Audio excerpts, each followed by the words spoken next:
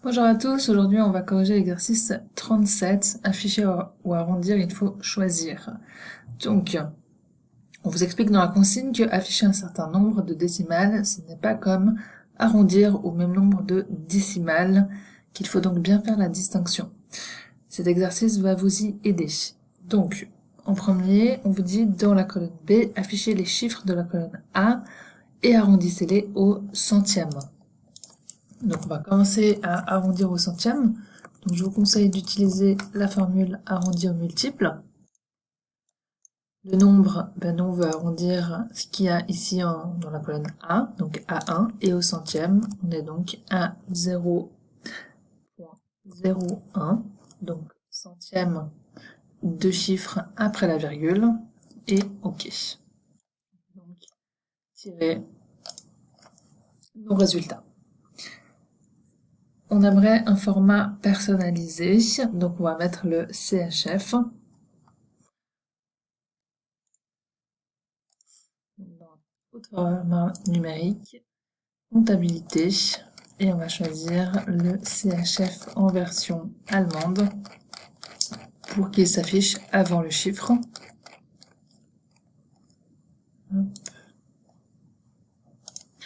Ok. À la ligne 5, faites le total de chaque colonne et comparez-la. Donc on va faire deux sommes et on va pouvoir les comparer.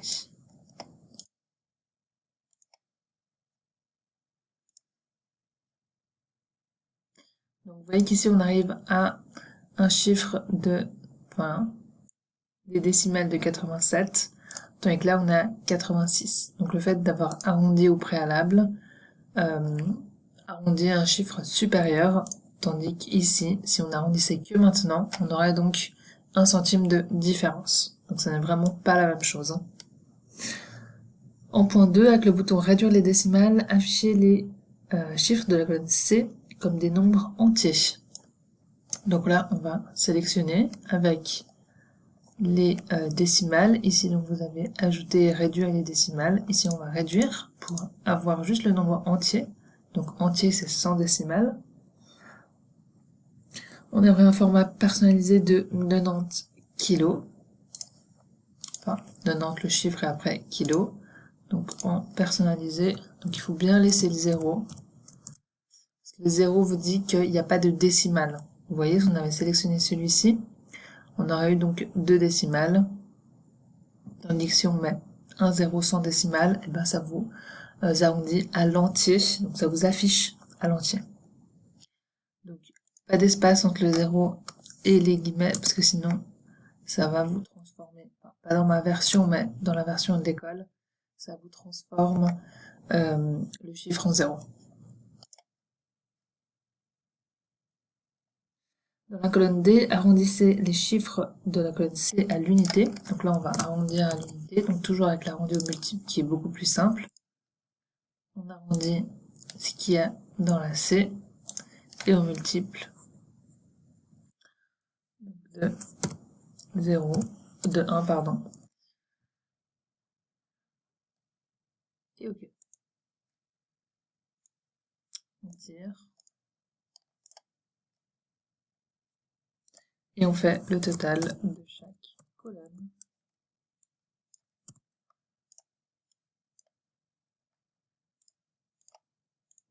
Et vous pouvez voir que on a un résultat qui est différent donc de 1, étant donné qu'on a arrondi ici plus rapidement que ici. Donc il y a un petit peu à chaque fois un plus par rapport à nos chiffres de base. Donc vous voyez qu'on n'a pas du tout le même résultat entre le fait de bouger les décimales ici, tandis que d'arrondir grâce à une formule. Donc faites bien attention à ça.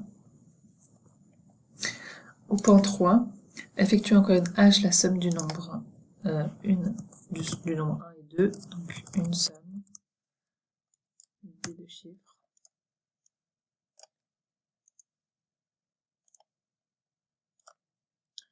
Donc, qu'est-ce qu'on peut remarquer?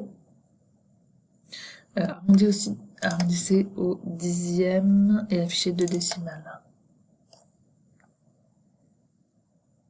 Donc, j'ai pas arrondi au dixième.